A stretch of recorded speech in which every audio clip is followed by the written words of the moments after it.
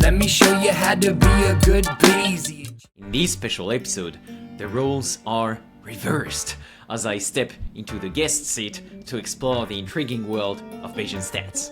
Originally aired as episode 793 on the fantastic Super Data Science podcast hosted by John Crone, this conversation is too good not to share with all of you here on Learning Bayesian Statistics. So join us as we delve into how Bayesian methods elegantly handle complex problems, make efficient use of prior knowledge, and excel with limited data. I discuss the foundational concepts of Bayesian statistics, highlighting their distinct advantages over traditional methods, particularly in scenarios fraught with uncertainty and sparse data. A highlight of our discussion is the application of Gaussian processes, where I explain their versatility in modeling complex, nonlinear relationships in data. I share a fascinating case study involving an NGO in Estonia, illustrating how Bayesian approaches can transform limited polling data into profound insights. So whether you're a seasoned statistician or just starting out, this episode is packed with practical advice on embracing Bayesian stats, and of course, I strongly recommend you follow the Super Data Science podcast. It's really a can't miss resource for anyone passionate about the power of data. This is Learning Bayesian Statistics, episode 113, originally aired on the Super Data Science podcast. Let me show you how to be a good Bayesian. Change your predictions after taking information in. And if you're thinking I'll be less than amazing, let's adjust those expectations. What's a Bayesian? It's someone who cares about evidence. Welcome to Learning Bayesian Statistics, a podcast about Bayesian inference, the methods, the projects, and the people who make it possible. I'm your host, Alex Andorra. You can follow me on Twitter at Alex_Andorra, like the country. For any info about the show, learnbayesstats.com is la place to be. Show notes, becoming a corporate sponsor, unlocking Bayesian merch, supporting the show on Patreon, everything is in there. That's learnbayesstats.com. If you're interested in one-on-one mentorship, online courses, or statistical consulting, feel free to reach out and book a call at topmate.io/Alex_Andorra. See you around, folks, and best Bayesian wishes to you all. And if today's discussion sparked ideas for your business, well, our team at PyMC Labs can help bring them to life. Check us out at pymc-labs.com. Hello, my dear Bayesians. A quick note before today's episode. StanCon 2024 is approaching. It's in Oxford, UK this year from September 9 to 13, and it's shaping up to be an incredible event for anybody interested in statistical modeling and Bayesian inference. Actually, we're currently looking for sponsors to help us offer more scholarships and make StanCon more accessible to everyone. And we also encourage you to buy your tickets as soon as possible. Not only will this help with making a better conference, but this will also support our scholarship fund. For more details on tickets, sponsorships, or community involvement, you'll find the StanCon website in the show notes. We're counting on you. Okay, on to the show now. Alex, welcome to the Super Data Science podcast. I'm delighted to have you here, such an experienced podcaster. It's going to be probably fun for you to get to be the guest on the show today. Yeah, thank you, John. First, thanks a lot for having me on. I knew about your podcast, so I was both honored and delighted when I got your email to come on the show. I know you have had very honorable guests before, like Thomas Vicky. Yes. So I will try to be on par, but I know that's going to be hard. Yeah, Thomas, your co-founder at PyMC Labs, was indeed a guest. He was on episode number 585. But that is not what brought you here. Interestingly, the connection. So you asked me before we started recording how I knew about you. And so a listener actually suggested you as a guest. So Doug McLean, thank you for the suggestion. Doug is lead data scientist at Tesco Bank in the UK. And he reached out to me and said, can I make a suggestion for a guest? Alex Andorra, like the country. I guess you say that. Do you say that? Yeah. Yeah, because he put it in quotes. He's like, Alex Andorra, like the country, hosts the Yeah. Learning Bayesian Statistics podcast. It's my other all-time favorite podcast. So there you go. Oh my God, Doug, I'm blushing. He says he'd be a fab guest for your show, and not least because he moans from time to time about not getting invited onto other podcasts. Did I? Oh my God. I don't remember. But maybe that was part of a secret plan, Doug. Maybe a secret marketing LBS plan. And well, that worked perfectly. Right. When I read that, I immediately reached out to you to see if you'd want to be on the show. I thought that was so funny. And he says, seriously, though, he'd make a fab guest for his wealth of knowledge on data science and on Bayesian statistics. And so, yes, we will be digging deep into Bayesian statistics with you today. You're the co-founder and principal data scientist of the popular Bayesian statistical modeling platform PyMC, as we already talked about with your co-founder, Thomas Wicke. That is an excellent episode if people want to go back to that and get a different perspective, obviously different questions we've made sure. But so if you're really interested in Bayesian statistics, that is a great one to go back to. In addition to that, you obviously also have the Learning Bayesian Stats podcast, which we just talked about, and you're an instructor on the educational site Intuitive Bayes. So tons of Bayesian experience. Alex, through this work, tell us about what Bayesian methods are and what makes them so powerful and versatile. Yeah. So first, thanks a lot, Doug, for the recommendation and for listening to the show. I am absolutely honored. Go and listen again to Thomas's episode. Thomas is always a great guest, so I definitely recommend anybody to go and listen to him. Now, what about Bayes? Yeah, it's been a long time since someone has asked me that. Because I have a Bayesian podcast, so usually it's quite clear I'm doing that. So people are afraid to ask it at some point. So instead of giving you kind of because there are two avenues here. Usually, I could give you the philosophical answer and why epistemologically Bayes stats makes more sense. But I'm not going to do that. Because that sounds so interesting.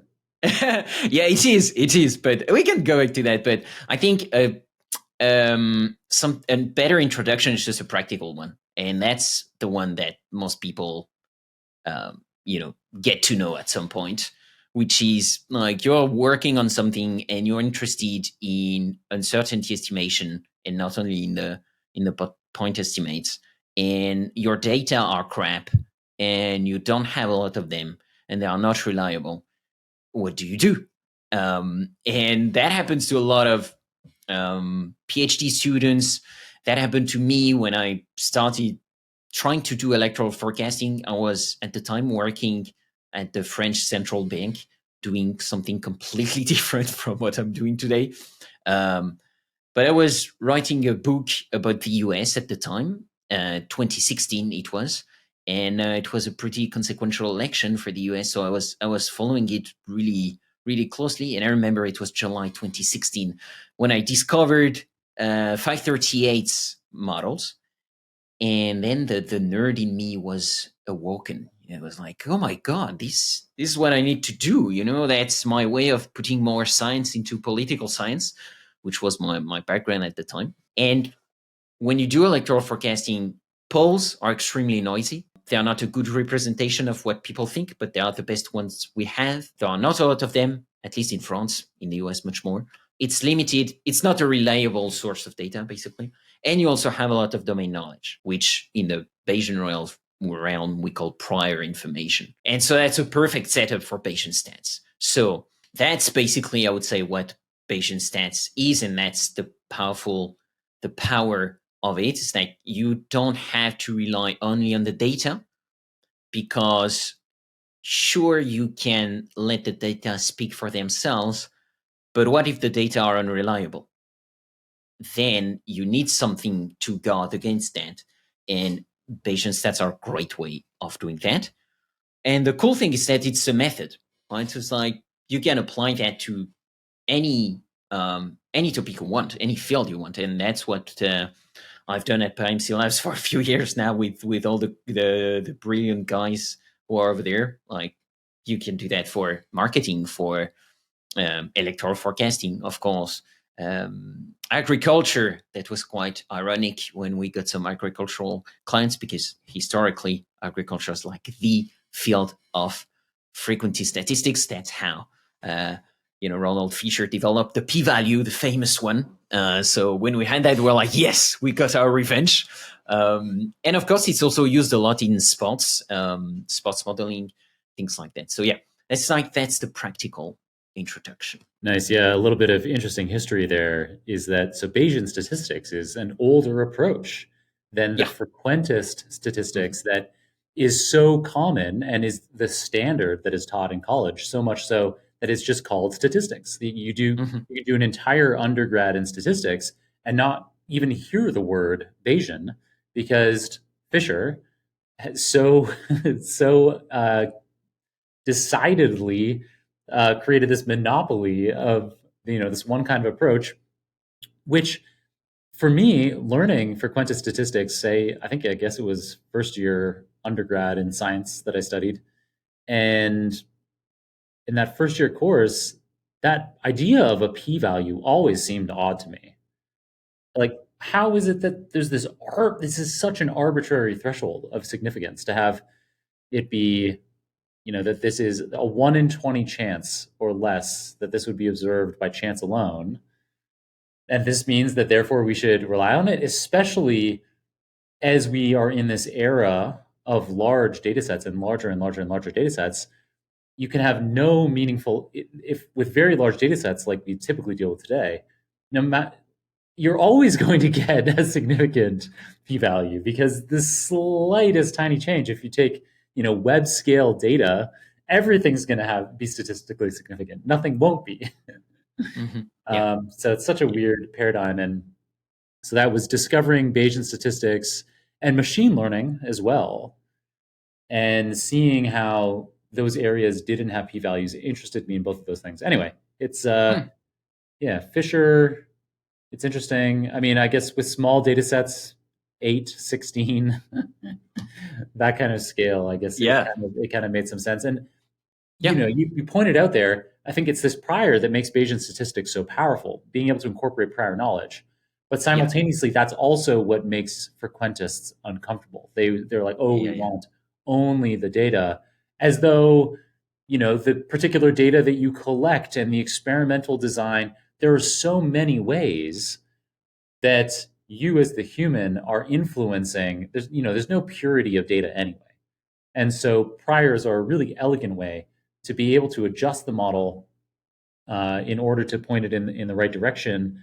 And so a really good example that I like to come to with Bayesian statistics is that you can allow some of your variables in the model to tend towards wider variance or narrower variance. So if there are some attributes of your model where you're very confident, where this is like a physical fact of the universe. Let's just have a really narrow variance on this, and the model won't be able to diverge much there.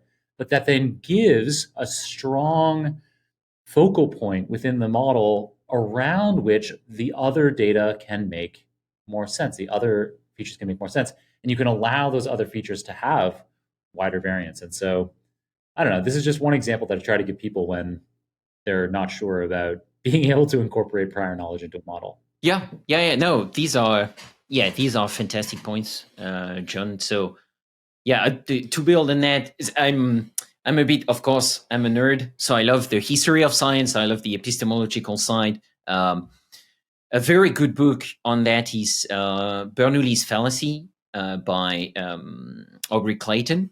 Definitely recommend his book. He was on my podcast, episode 51. So if people wanna give that a listen. Did you just pull that 51 out from memory? Yeah, I kind of know, but I have less episodes than you. So it's like, each episode is like kind of my baby. So I'm like, 51 is Aubrey Clayton. Yeah. Oh my goodness, that's crazy. That's also how my brain works, numbers and but and actually episode 50 was with Sir David Spiegelhalter, I think the only knight we got on the podcast. And David Spiegelhalter, exceptional guest, very, very good pedagogically. Definitely recommend listening to that episode too, which is very epistemologically heavy. So for people who like that, the history of science, how we got there, because as you were saying, Bayes is actually older than stats, but people discover it later. So it's not because it's older that's better, right? But it is way older actually by a few centuries. So yeah, like fun stories here. I could talk about that still, but to get back to what you were saying, yeah, the also as you were very eloquently saying, data can definitely be biased, like because that idea of like, oh no, we only want the data to speak for themselves. But as I was saying, yeah, what if the data are unreliable? But as you were saying, what if the data are biased? And that happens all the time. And worse, I would say these biases are most of the time implicit, in the sense that either they are hidden or most of the time they just like you don't even know you are biased in some direction most of the time because it's a result of your education, and your environment. So the good thing of priors is that it forces your assumptions, your hidden assumptions, to be explicit. And that I think is very interesting also, especially when you work on models which are supposed to have a causal explanation and which are not physical models, but more social models, or political scientific models. Well, then it's really interesting to see how two people can have different conclusions based on the same data. It's because they have different priors. And if you force them to explicit these priors in their models, they would definitely have different priors. And then like you can have a more interesting discussion, actually, I think. So yeah, there's that. And then I think the last point that's interesting also in that, like, why would you be interested in this framework, is that also causes are not in the data. Causes are outside of the data. The causal relation between X and Y, you're not going to see it in the data, because if you do a regression of education on income, you're going to see an effect of education on income. But you as a human, you know that if you're looking at one person, the effect has to be education has an impact on income. But the computer might as well just do the other regression and regress income and education and tell you, oh, income causes education. But no, it's not going that way. So the statistical relationship goes both ways, but the causal one only goes one direction. And that's a hidden reference to my favorite music band. But yeah, it only goes one direction, and it's not in the data. And you have to have a model for that, and a model is just a simplification of reality. We try to get the simple enough model that's usually not simple, but that's a simplification. And if you say it's a construction and simplification, that's already a prior in a way. So, you might as well just go all the way and explicit all your priors.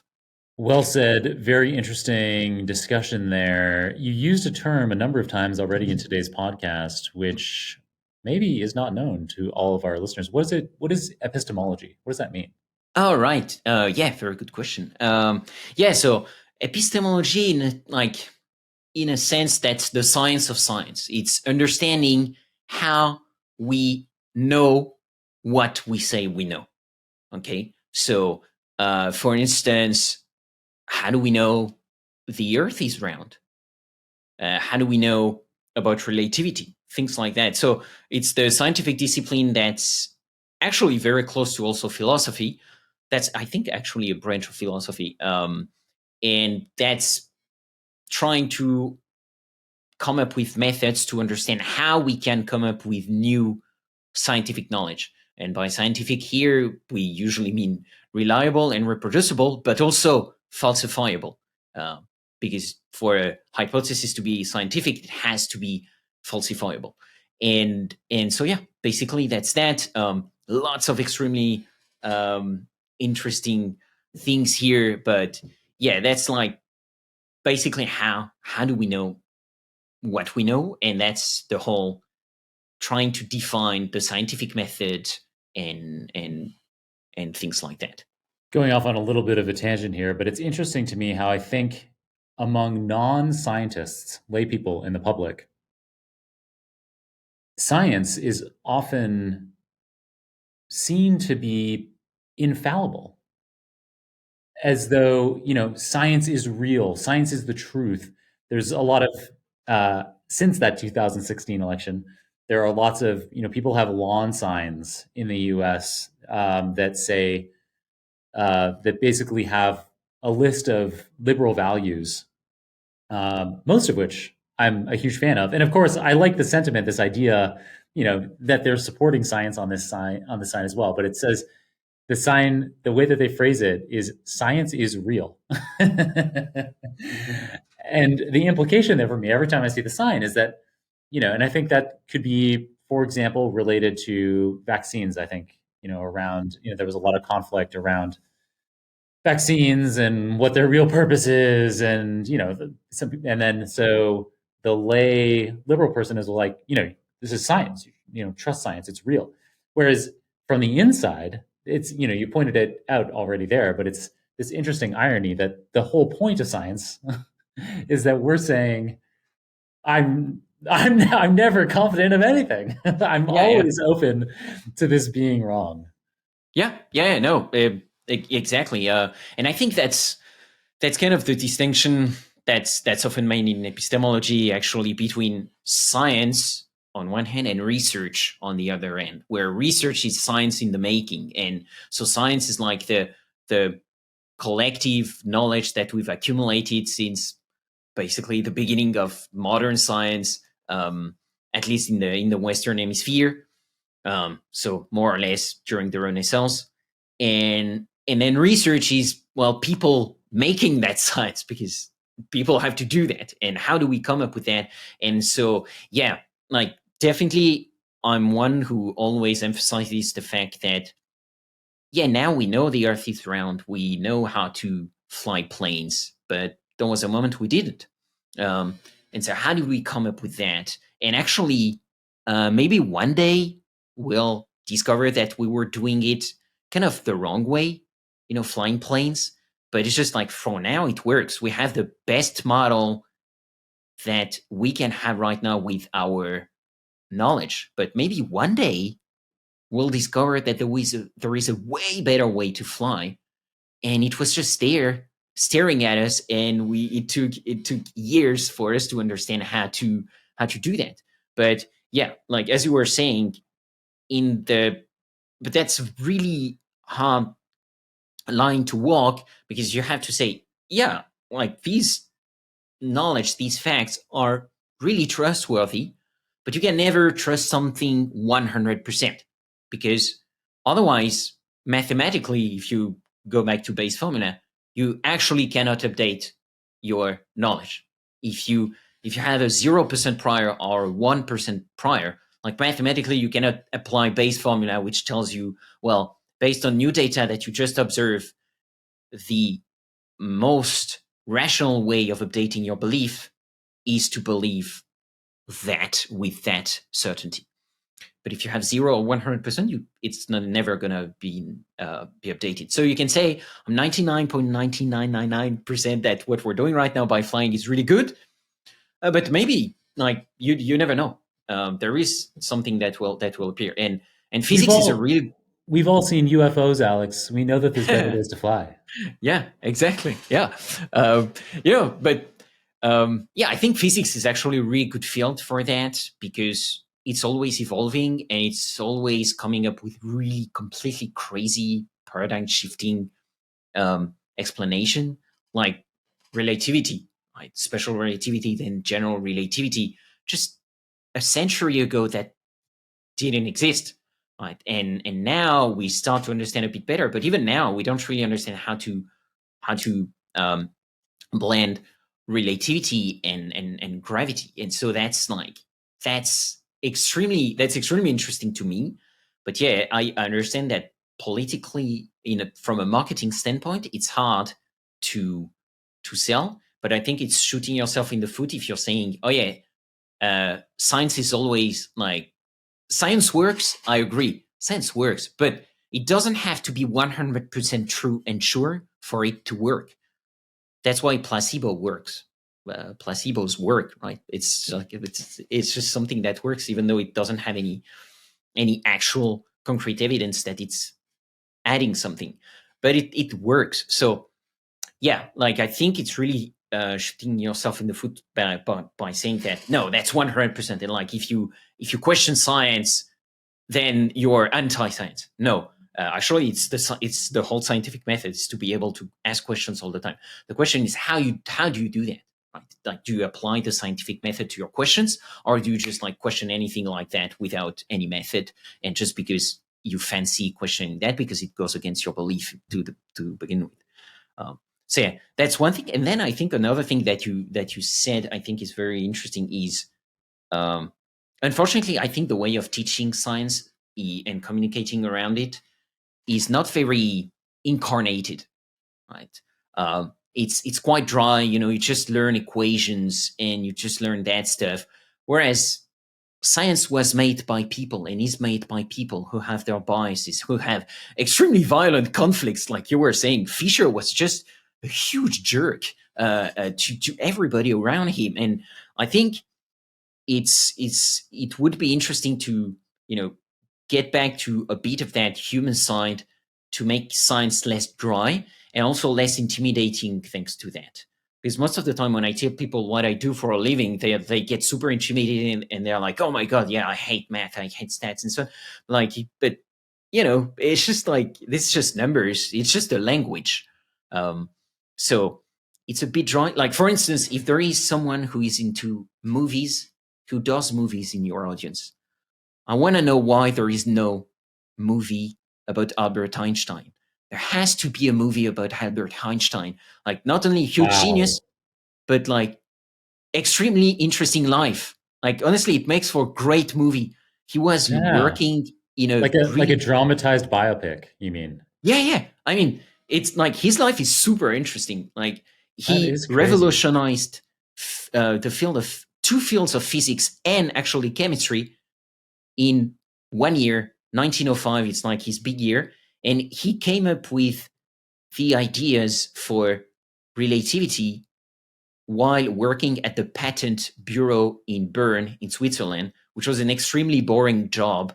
In his words, it was an extremely boring job. And like basically having that boring job allowed him to do that, being completely outside of the academic circles and so on. So it's like it makes for a perfect movie. I don't understand why it's not there. And then icing on the cake, he had a lot of women in his life. So it's like, it's perfect. Like you have the sex, you have the drama, you have revolutionizing a field, you have Nobel Prizes, and then he became a pop icon. I don't know where the movie is. Yeah, it is wild, actually. Now that you point it out, it's kind of surprising that there aren't movies about him all the time, like Spider-Man. Yeah, I agree. Well, there was one about Oppenheimer last year. Yeah. Maybe that started a trend. We'll see. Yeah. So, in addition to the podcast, you also, I mentioned this at the outset, I said that you're co-founder and principal data scientist of the popular Bayesian stats modeling platform PyMC. So like many things in data science, it's uppercase P, lowercase y for Python. What's the MC? PyMC, one word. M and the C are capitalized. Yeah. So it's very confusing because it stands for Python, and then MC is Monte Carlo. So I understand. But why Monte Carlo? It's because it comes from Markov chain Monte Carlo. So actually it should be PyMCMC or PyMC squared, which is what I'm saying since the beginning. But anyways, yeah, it's actually PyMC squared. So for Markov chain Monte Carlo, and Markov chain Monte Carlo is one of the main ways. There are other algorithms now, new ones, but like the blockbuster algorithm to run Bayesian models is to use MCMC. Yeah, so in the same way that stochastic gradient descent is like the de facto standard for finding your model weights in machine learning, Markov chain Monte Carlo is kind of the standard way of doing it with a Bayesian network. Yeah. And So now there are newer versions, more efficient versions. That's basically the name of the game, right? Making the algorithm more and more efficient. But the first algorithm dates back. I think it was actually invented during the Project Manhattan. So during World War II. Game of the day. Yeah, and lots of physicists actually.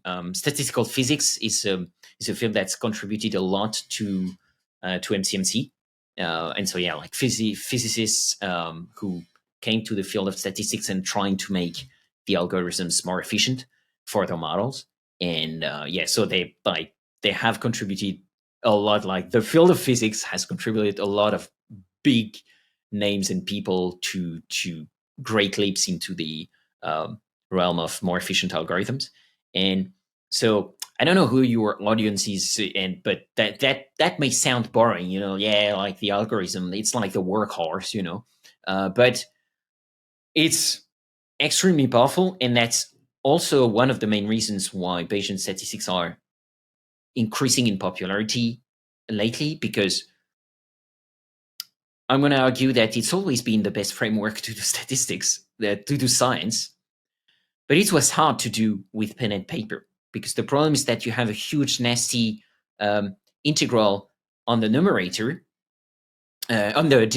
sorry, and this integral is not computable by pen and paper. So for a long, long time, Bayesian statistics combined two features, like campaigns, PR campaigns.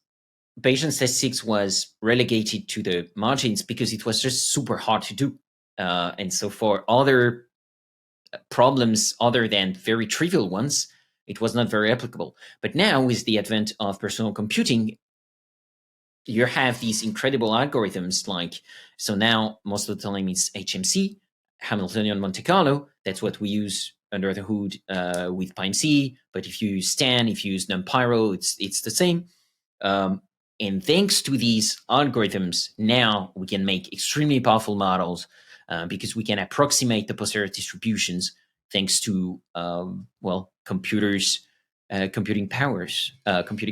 Like a computer is very good at computing. I think that's why it's called that. Yes, and so that reminds me of deep learning.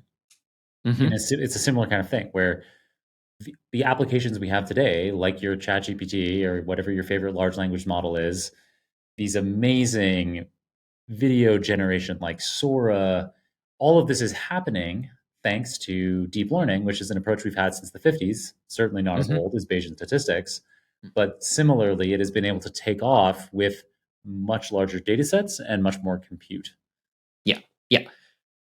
Yeah, very good point. And I think that's even more the point in deep learning, yeah, for sure. Because Bayesian stats doesn't need the scale, but the way we're doing deep learning for now definitely need the scale.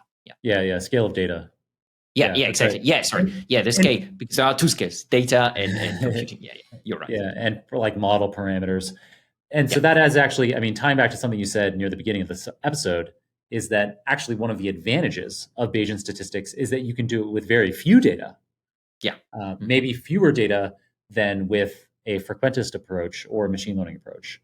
Yeah. Because you can bake in your prior assumptions, and those prior assumptions give some kind of structure, some kind of framework for your data to make an impact through. Mm-hmm. Yeah, completely. So for our listeners who are listening right now, if they are keen to try out Bayesian statistics for the first time, why should they reach for PyMC, which, as far as I know, is the most used Bayesian framework, period, and certainly in Python. And then the second, I'm sure, is Stan. Yeah. And so, why should somebody use PyMC? And maybe even more generally, how can they get started if they haven't done any Bayesian statistics before at all? Yeah. Fantastic question. I think it's a very good one, because that can also be very intimidating. And actually, that can be a paradox of choice, where now we're lucky to live in a world where we actually have a lot of probabilistic programming languages. So you'll see that sometimes that's called PPL, And that's what's a PPL? It's basically PyMC. It's the software that enables you to write down Bayesian models and sample from them. Okay, so it's just a fancy word to say that. And yeah, my main advice is don't overthink it. Okay, like if you're proficient in R, then probably you wanna try. I would definitely recommend trying BRMS first, because it's built on top of Stan, and Stan is extremely good. It's built by extremely good modelers and statisticians. Lots of them have been on my podcast. So if you're curious, just go there and you go on the website, you look for Stan, and you'll get a lot of them. The best one is most of the time Andrew Gellman. Absolutely amazing to have him on the show. He always explains stuff extremely clearly. But I also had Bob Carpenter, for instance, Matt Hoffman. So anyways, if you know R, I would, yeah. Have you ever had Rob Trangucci on the show, or do you know who he is? I know, but I have never had him on the show. So, but I'd be happy to, yeah. If you know him, I'll make an introduction for you. He was on our show in episode number 507, and that was our first ever Bayesian episode. And okay. It was the most popular episode of that year, 2021, the most popular episode. And it was interesting because also up until that time, at least with me hosting, 2021 was my first year hosting the show. Mm-hmm. And it was by far our longest episode. And I was like, that was kind of concerning for me. I was like, this was a super technical episode, super long. I was like, how is this going to resonate? Turns out that's what our audience loves. And that's cool. Something we've been leaning into a bit in 2024 is more technical, longer. Well, that's good to know. Yeah. I'll make an intro for Rob. Anyway, you were saying I completely interrupted you. Yeah, no, but yeah, great interruption for sure. I'm happy to have that introduction made. Thanks a lot. Yeah, so I was saying, if you're proficient in R, definitely give a try to BRMS. It's built on top of Stan. Then when you outgrow BRMS, go to Stan. If you love Stan, but you're using Python, there is PyStan. I've never used that personally, but I'm pretty sure it's good. And then, but I would say if you're proficient in Python and don't really want to go to R, then yeah, like you probably want to give a try to PyMC or to NumPyro. Give that a try. See what resonates most with you, the API most of the time. Because if you're going to make models like that, you're going to spend a lot of time on your code and on your models. And as most of your audience probably know, like the models always fail unless it's the last one, right? So honestly, yeah, you have to love really the framework you're using and find it intuitive. Otherwise, it's going to be hard to keep it going. If you're really a beginner, I would also recommend on the Python realm, give a try to Bambi, which is the equivalent of BRMS, but in Python. So Bambi is built on top of PyMC. And what it does, it does a lot of the choices for you. It makes a lot of the choices for you under the hood. So priors, stuff like that, which can be a bit overwhelming to beginners at the beginning. But then when you outgrow Bambi, you want to make more complicated models, then go to PyMC. So, Bambi. That's a really cute name for a model that's just like, it just drops out of its mother and can barely stand up straight. Yeah.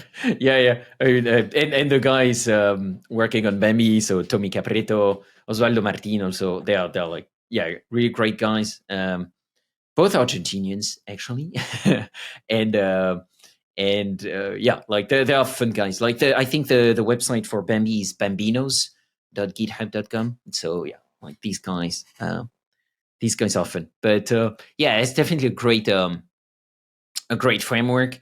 And actually, like this week, we released with Tommy Capreto and Ravin Kumar. We actually released an online course, our second online course that we've been working on for 2 years.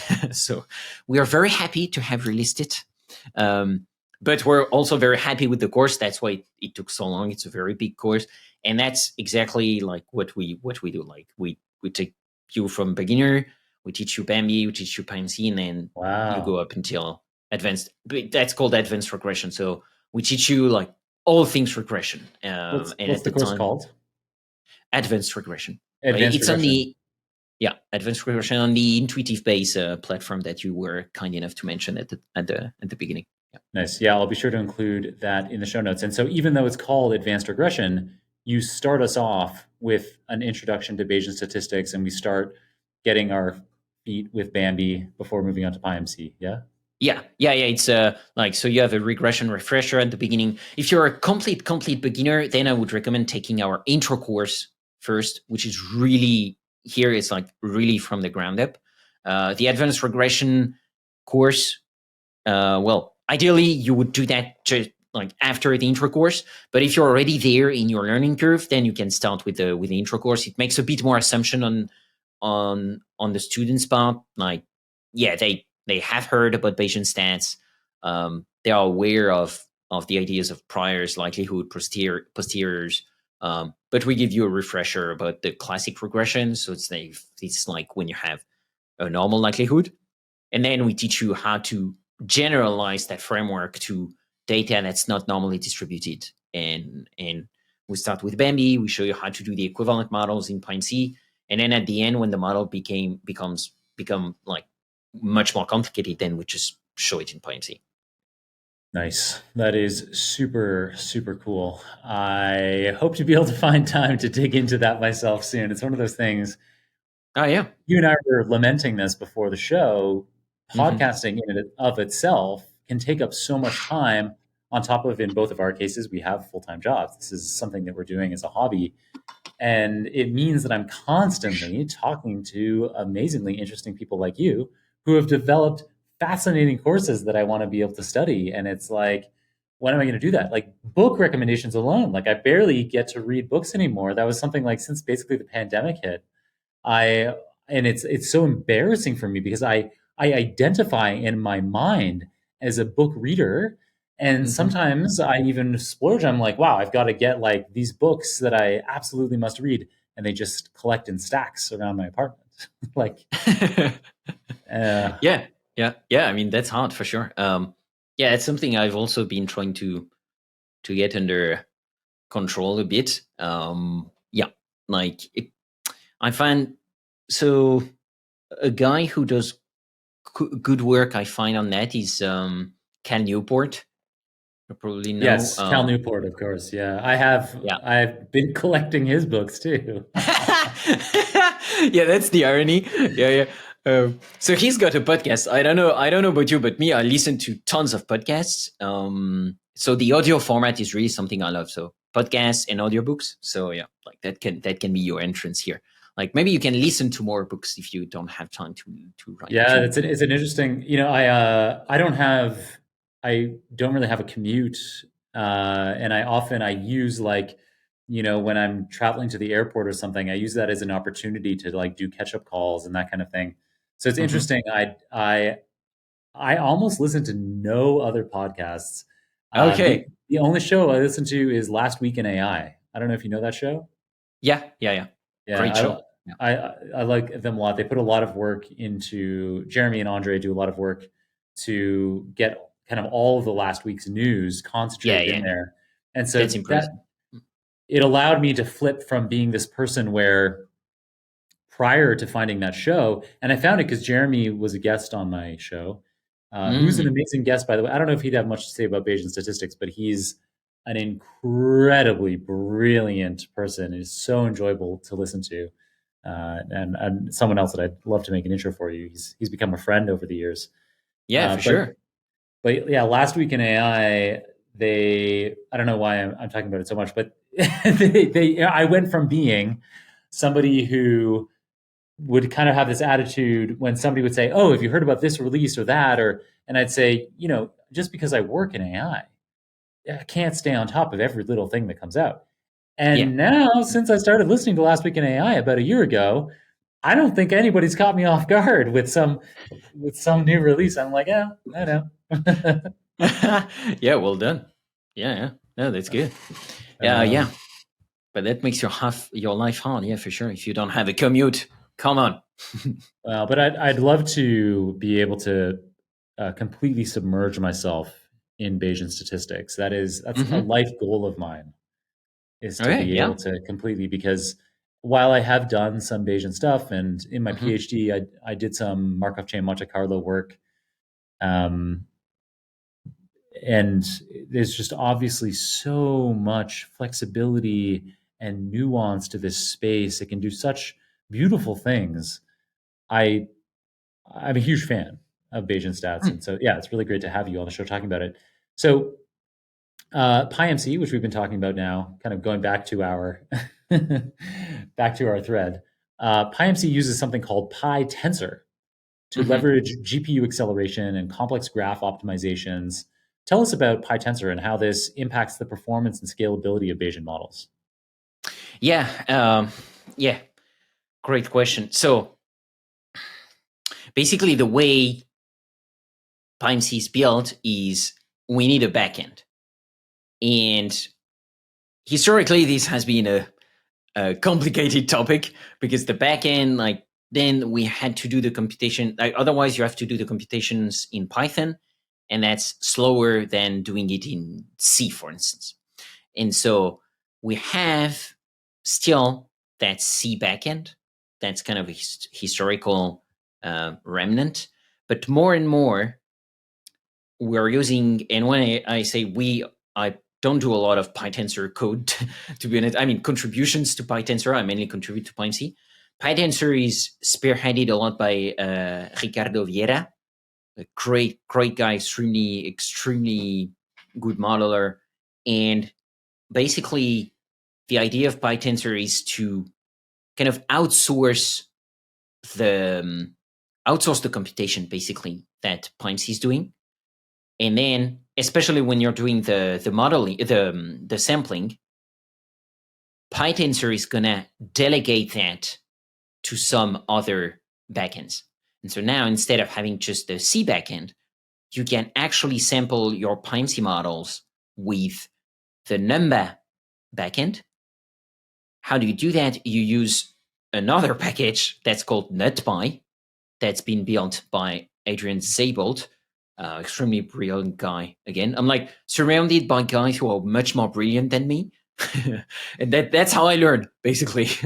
I just ask them questions.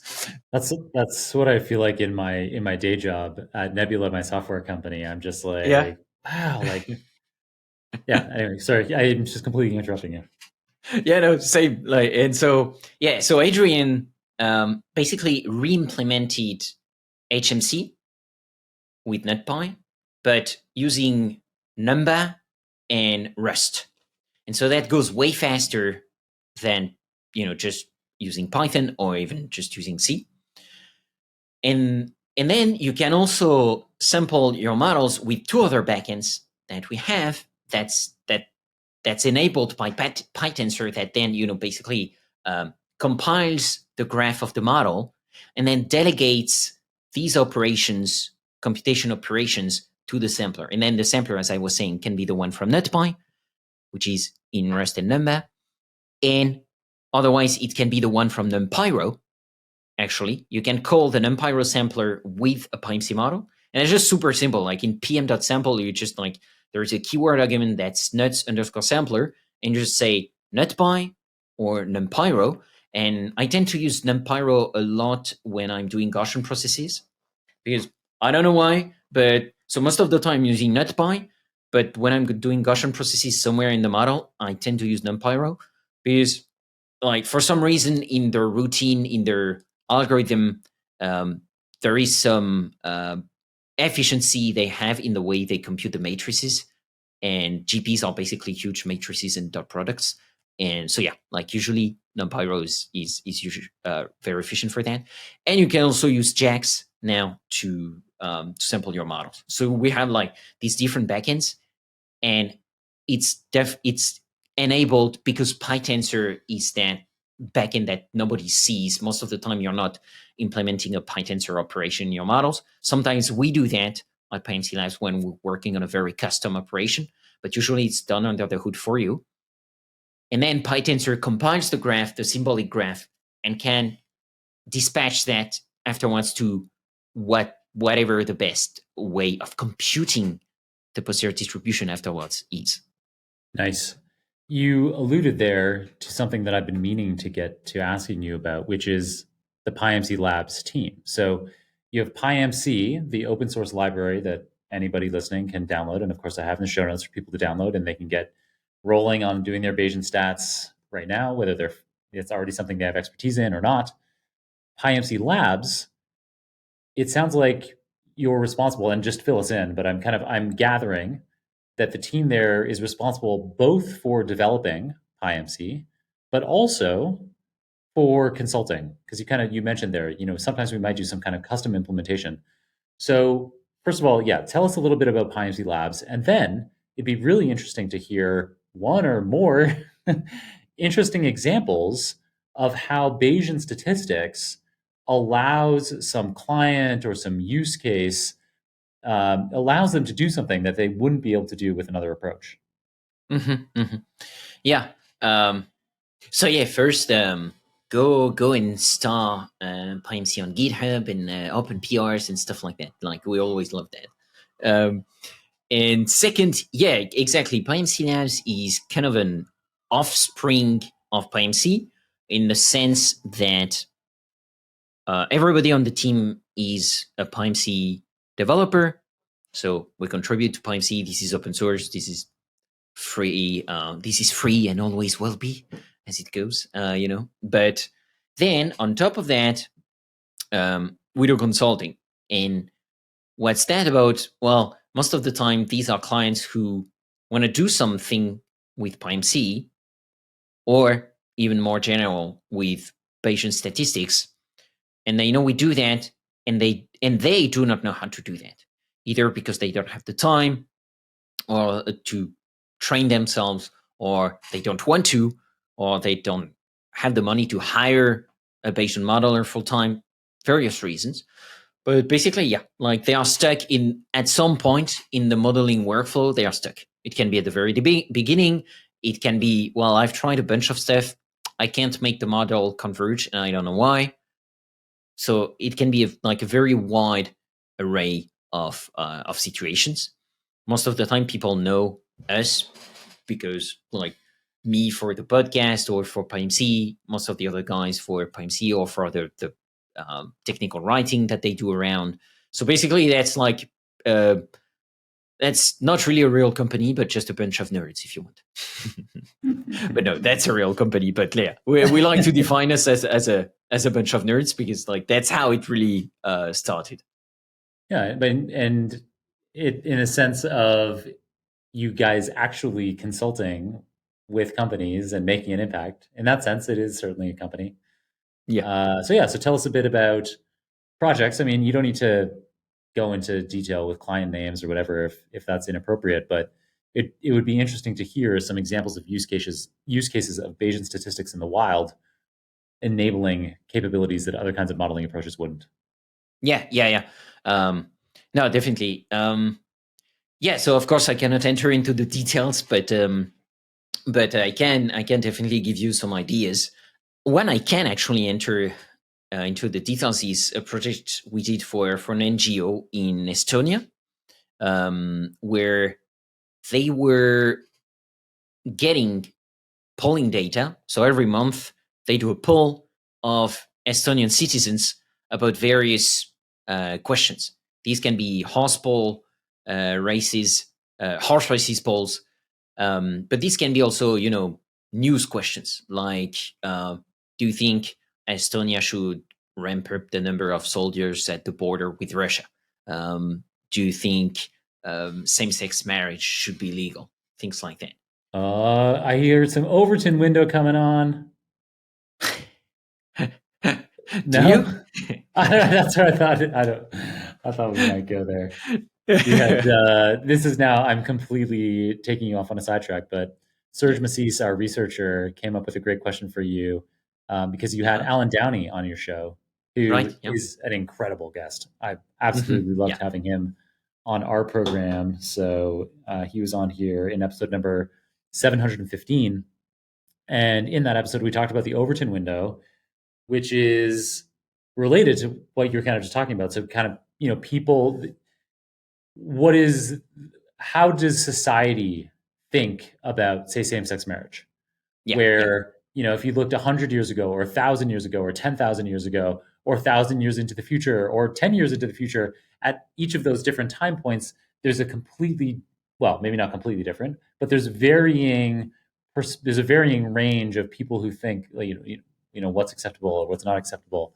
And so, and this is, we were talking earlier in the episode about bias, so it kind of ties into this. You might have your idea as a listener to this show. You might be a scientist or an engineer, and you think, I am unbiased. I know the real thing, but you don't, because you are a product of your times.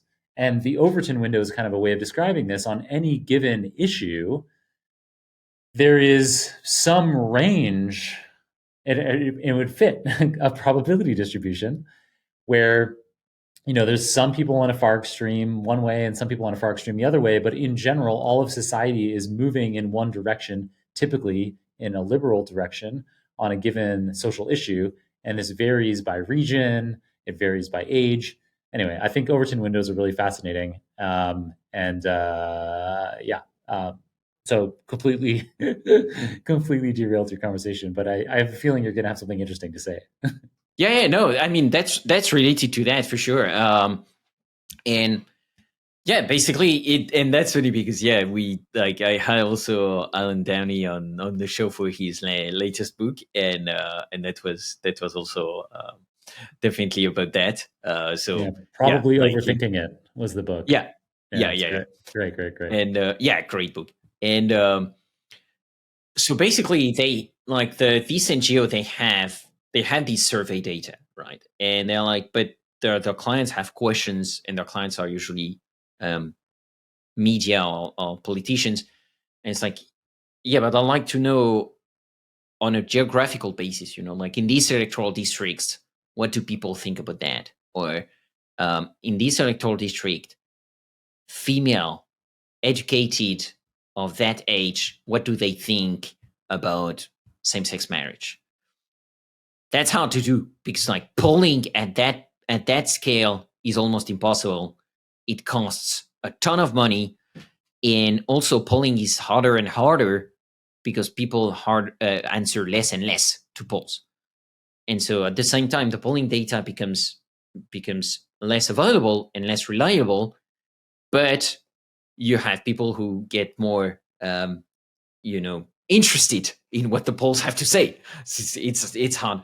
And there is a great method to do that. So what we did for them is come up with a hierarchical model of the population, because hierarchical models allow you to share information between groups. So here the groups could be the age groups, for instance. And basically knowing what a hierarchical model says is, well, age groups are different, but they are not infinitely different. So learning about what someone aged 16 to 24 thinks about same-sex marriage actually already tells you something about what someone aged 25 to 34 thinks about that.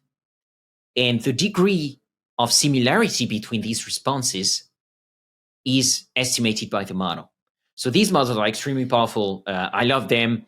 I teach them a lot. And actually in the advanced regression course, the last lesson is all about hierarchical models. And I actually walk you through a simplified version of the model we did at PyMC Labs for that NGO called SANC in Estonia. So it's like a model that's used in industry for real. So you learn that. That's a hard model, but that's a real model.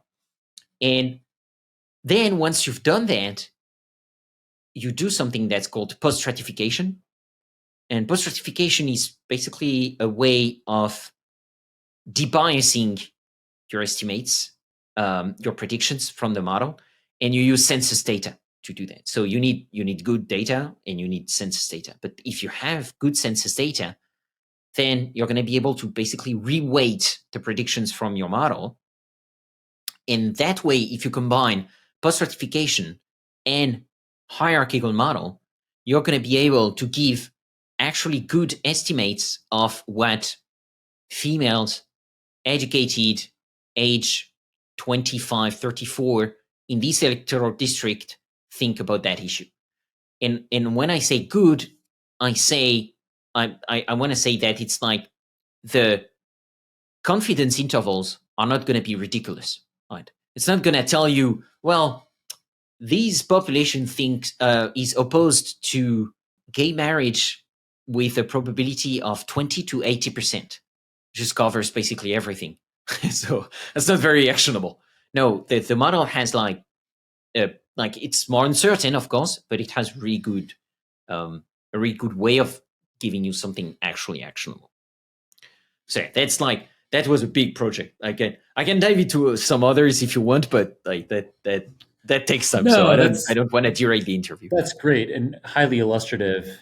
It gives that sense of how, with a Bayesian model, you can be so specific about how different parts of the data interrelate. So in this case, for example, you're describing having different demographic groups that have some commonality, like all the women, but different age groups of women as a subnodes of women in general. And so that way you're able to use the data from each of the subgroups to influence your higher level group. And actually, something that might be interesting to you, Alex, is that my introduction to both R programming and, I guess, to hierarchical modeling is Gelman and Hill's book, which, obviously Andrew Gelman, you've already talked about on the show.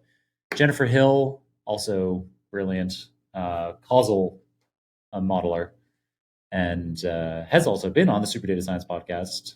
And that was episode number 607. Anyway, we're getting into there's lots of listening for people to do out there between your show and mine based on guests that we've talked about on the program. Hopefully lots of people with long commutes. So yeah, fantastic. That's a great example. Alex, another library, open source library, in addition to PyMC that you've developed is ArviZ, which has nothing to do with the programming language R. So it's ArviZ or Z, ArviZ. And this is for post-modeling workflows in Bayesian stats. So tell us about why, what is post-modeling workflows? What does that matter? And how does ArviZ solve problems for us there? Yeah, great questions. And I'll make sure to also, before related to your previous question, send you some links with other projects that could be interesting to people, like media mix models. I've interviewed Luciano Paz on the show. We've worked with HelloFresh, for instance, to come up with a media mix marketing model for them. Luciano talks about that in that episode. I'll also send you a blog post with spatial data with Gaussian processes. That's something we've done for an agricultural client.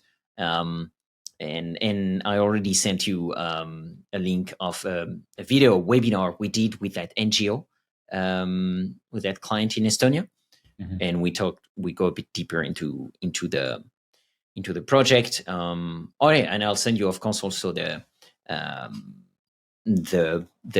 learn-based stats episode, because the president, Tarmo, the president of that NGO, was on the show. Nice. Yeah, I'll be sure, of course, to include all of those links in the show notes. Yeah, because I guess people come from different backgrounds, and so someone is going to be more interested in marketing, another one more in social science, another one in more in spatial data. So that way people can pick and choose what they are most curious about. So ArviZ, what is it?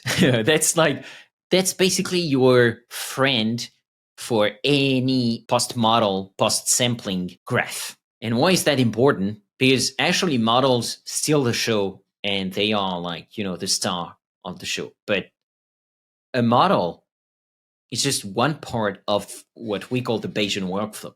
And the Bayesian workflow just has one step, which is the modeling. But all the other steps don't have to do anything with the model per se. There is a lot of steps before sampling the model, and then there is a lot of steps afterwards. And I would argue that these steps afterwards are almost as important as the model. Why? Because it's what's going to face the customer of the model. Okay, your model is going to be consumed by people who most of the time don't know about models and also often don't care about models. So that's a shame because I love models, but lots of the time they don't really care about the model, they care about the results.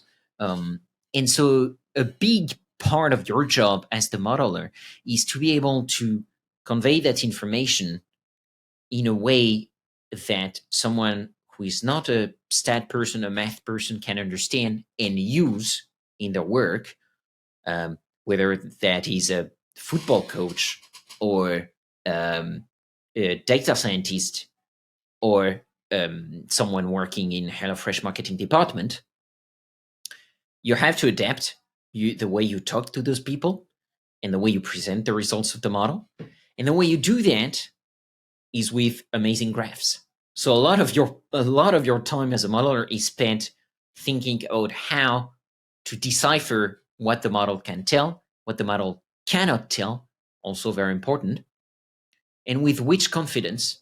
And since we're humans, we use our eyes a lot, and the way to convey that is with plots. And so you spend a lot of time plotting stuff as a Bayesian modeler, especially because Bayesian models don't give you, 1 point estimate. They give you full distributions for all the parameters. So you get distributions all the way down. So that's a bit more complex to wrap your head around at the beginning. But once your brain is used to that gym, that's really cool because that gives you opportunities for amazing plots. So yeah, ArviZ is here for you for that. It has a lot of the plots that we use all the time in the Bayesian workflow.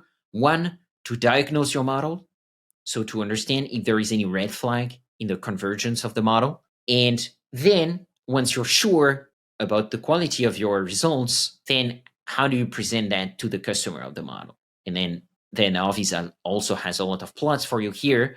And the cool thing of ArviZ is that it's platform agnostic. What do I mean by that? It's that you can run your model in PyMC, in Ampyro, in Stan, and then use ArviZ. Because ArviZ is expecting a special format of data that all these PPLs can give you, which is called the inference data object. Once you have that, ArviZ doesn't care where the model was run. And that's super cool. And also it's available in Julia. So that's a Python package, but there is the Julia equivalent for people who use Julia. So yeah, it's a very good way of starting that part of the workflow, which is extremely important.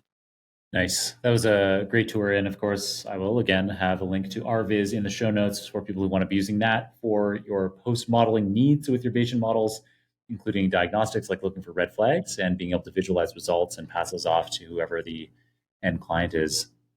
I think it might be in this same panel discussion with the head of that NGO, Tarmo Euristo. See, yes, that's my Spanish. I'm in Argentina right now, so like the Spanish is like automatic. Actually, I'm relieved to know that you're in Argentina because I was worried about that I was keeping you up way too late. No. Nice. So in that interview, Tarmo talks about adding components like Gaussian processes to make models, Bayesian models, time aware. Mm-hmm. What does that mean? And what are the advantages and potential pitfalls of incorporating advanced features like time awareness into Bayesian models? Yeah.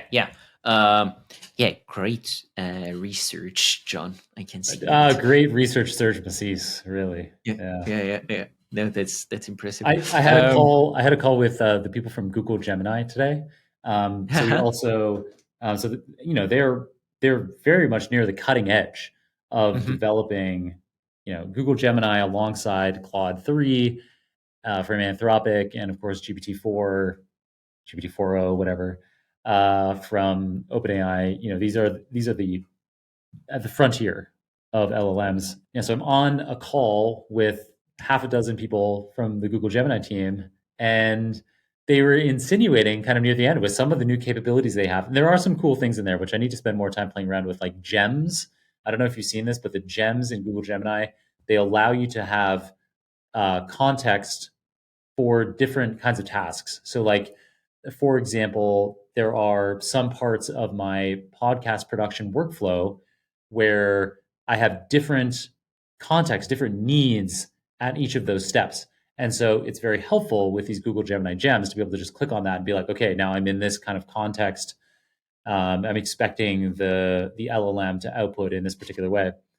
And the Google Gemini people said, well, and maybe you'll be able to use these gems to kind of be replacing, within the workflow of the people working on your podcast, you'll be able to use them to replace. And I was like, for example, they gave the example of research. And I was like, I hope that our researcher, for example, is using generative AI tools to assist his work. But I think we're quite a ways away with all of the amazing things that LLMs can do. I think we're still quite a ways from like the kind of quality of research that Search Macies can do for this show. Yeah. We're still a ways away. Yeah. No, for sure. But that sounds like fun. Yeah. Damn. Yeah. Anyway, sorry, I derailed you again. Time awareness, complexities. Yeah. So, indeed, and then I love that question because I love GPs. So thanks a lot. And that was not at all a setup for the audience, honestly. Gaussian processes, GPs. Yeah, I love Gaussian processes. And actually, just sent you also a blog post we have on the PyMC Labs website by Luciano Paz about how to use Gaussian processes with spatial data. So why am I telling you that? Because Gaussian processes are awesome because they are extremely versatile. It's what's called a non-parametric that allows you to do non-parametric models. What does that mean? It means that instead of having, for instance, a linear regression where you have a functional form that you're telling the model, I expect the relationship between x and y to be of a linear form, y equals a plus b times x. Now, what the Gaussian process is saying is, I don't know the functional form between x and y. I want you to discover it for me. So that's one level up, if you want, in the abstraction. And so that's saying y equals f of x, find which x it is. So you don't want to do that all the time because that's very hard. And actually, you need to use quite a lot of domain knowledge on some of the parameters of the GPs. But I won't enter into the details here, but I'll give you some links for the show notes.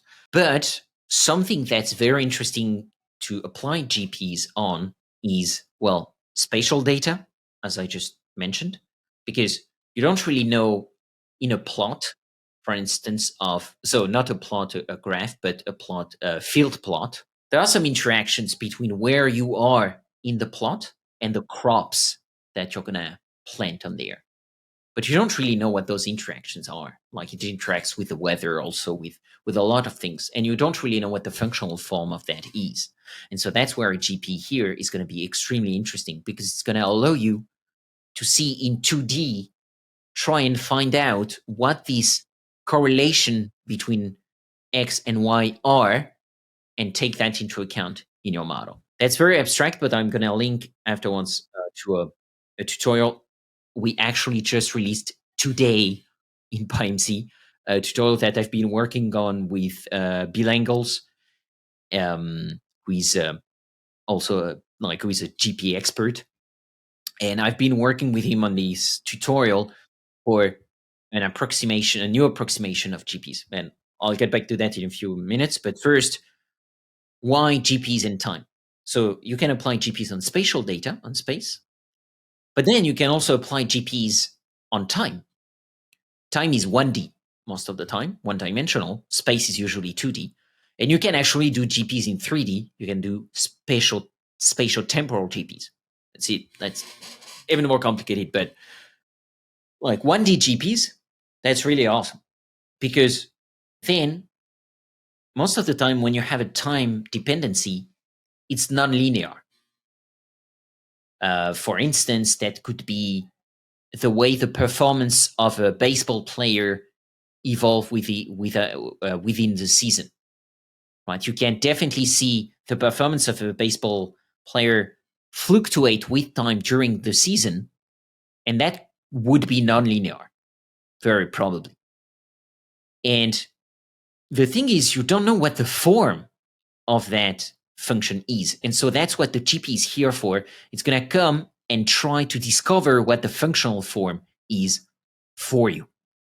And that's why I found GPs extremely, like, they are really magical mathematical beasts. First, they're really like beautiful mathematically, and a lot of things are actually a special case of GPs, like neural networks. Neural networks are actually Gaussian processes, but a special case of Gaussian processes. Gaussian random walk, they are a special case of Gaussian processes. So they are a very beautiful mathematical object, but also very practical. Now, as Uncle Ben said, with great power comes great responsibility. And GPs are hard to yield. It's a powerful weapon, but it's hard to yield. It's like Excalibur, right? You have to be worthy to yield it. And so it takes training and time to use them, but it's worth it. And so we used that with Tarmo Juristo from that Estonian NGO. But I use that almost all the time. Like right now, I'm working more and more on sports data, and like I'm actually working on some football data right now. And well, you want to take into account these within-season effects from players. I don't know what the linear form is, and right now, like the first model I did, taking the time into account, was just a linear trend. So it's just saying, as time passes, you expect a linear change. So like the change from 1 to 2 is going to be the same one than the one from 9 to 10. But usually it's not the case with time. It's very nonlinear. And so here you definitely want to apply a GP on that. You could apply other stuff like random walks, autoregressive stuff, and so on. But I personally don't really like those models. I find them it's like you have to apply that structure to the model, but at the same time, they're not that easier to use than GPs. So, might as well use a GP. And I'll end this very long answer with a third point, which is now it's actually easier to use GPs because there is this new decomposition of GPs that's called Hilbert space decomposition, so HSGP. And that's basically a decomposition of GPs that's like a dot product. So kind of a linear regression, but that gives you a GP. And that's amazing because GPs are known to be extremely slow to sample because it's a lot of matrix multiplication, as I was saying at some point. But with HSGP, it becomes way, way faster and way more efficient. Now, you cannot always use HSGP. There are caveats and so on. But Bill and I have been working on this tutorial that's going to be in 2 parts. The first part was out today, and I'm going to send you the links for the show notes here in the chat we have. That's up on the PyMC website. If you go, that's called HSGP first steps and reference. And we go through why you would use HSGP, how you would use it in PyMC, and the basic use cases. And the second part is going to be the more advanced use cases. Bill and I have started working on that, but it's always taking time to develop good content on that front. But yeah, like we're getting there, and it's open source, so we're doing that on our free time, unpaid. So that always takes a bit more time, but we'll get there. And finally, another resource that I think your listeners are gonna appreciate is a webinar. I'm doing a webinar series on HSGP, where we have a modeler that who comes on the show and shares their screen and does live coding. And so the first part is out already. I'm going to send you that for the show notes. I had Juan Orduz on the show, and he went into the first part of how to do HSGPs and what are even HSGPs from a mathematical point of view, because Juan is a mathematician. So yeah, like I'll end my very long, passionate rant about GPs here. But long story short, GPs are amazing, and that's a good investment of your time to be skillful with GPs. Fantastic. Another area that I would love to be able to dig deep into. And so, our lucky listeners out there who have the time will now be able to dig into that resource and many of the others that you have suggested in this episode, which we've all got for you in the show notes. Thank you so much, Alex. This has been an amazing episode.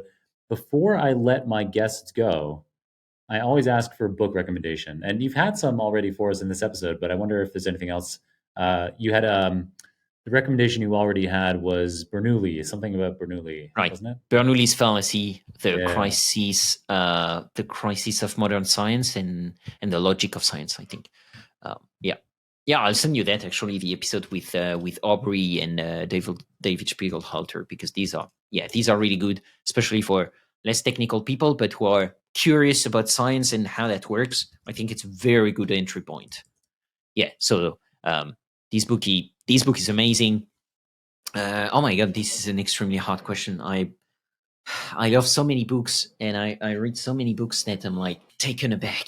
So books, I would say like books which I find extremely good and have influenced me, because a book is also like, it's not only the book, right? It's also the moment when you read the book. So like, yeah, if you like a book and you come back to it later, you'll have a different experience because you're a different person and you have different skills and yeah. So I'm gonna cheat and give you several recommendations because I have too many of them. And so technical books, I would say The Logic of Science by E.T. James. E.T. James is an old mathematician scientist, but it's like in the Bayesian world, E.T. James is like a rock star. Definitely recommend. He's like, it's like his masterpiece, The Logic of Science. That's a technical book, but that's actually a very readable book. And that goes like, that's also a very epistemological one. So that one is awesome. Much more applied if you want to learn Bayesian stats. A great book to do that, Statistical Rethinking by Richard McElrath. Really great book. I've read it several times. Any book by Andrew Gellman, as you were saying, definitely recommend them. They tend to be a bit more advanced. If you want a really beginner's one, his last one, actually, Active Statistics, is a really good one. I just had him on the show, episode 106, John, for the people who like numbers. So yeah, like that. And I remember that when I was studying political science, actually, Barack Obama's book from before he was president, I don't remember the name. I think it's The Audacity of Hope, but I'm not sure. But his first book before he became president, that was actually a very interesting one. Dreams from My Father? Yes, yeah, this one, Dreams from My Father. Yeah. Very interesting one. The other ones were a bit more political. I found a bit less interesting, but this one was really interesting to me. And another one for people who are very nerdy. So I'm a very nerdy person. I love going to the gym, for instance, and I do my own training plan, my own nutrition plan. I've dug into that research. I love that because I love sports also. So another very good book I definitely recommend to develop good habits is Kathy Milkman's How to Change, the science of getting from where you are to where you want to go. Extremely good book, full of very practical tips. Like that's an extremely good one. And then a last one that I read recently. Actually, two last ones. One last. Penultimate, I think you say. How Minds Change by David McCraney. For people who are interested in how beliefs are formed. Extremely interesting. And he's a journalist. He's got a fantastic podcast that's called You're Not So Smart. And definitely recommend that one. And that's how people change their mind, basically, because I'm very interested in that. There is it's a trove of wisdom, this book. And very last one, promise. I also am extremely passionate about Stoicism, Stoic philosophy, and that's a philosophy I find extremely helpful to live my life and navigate the difficulties that we all have in life.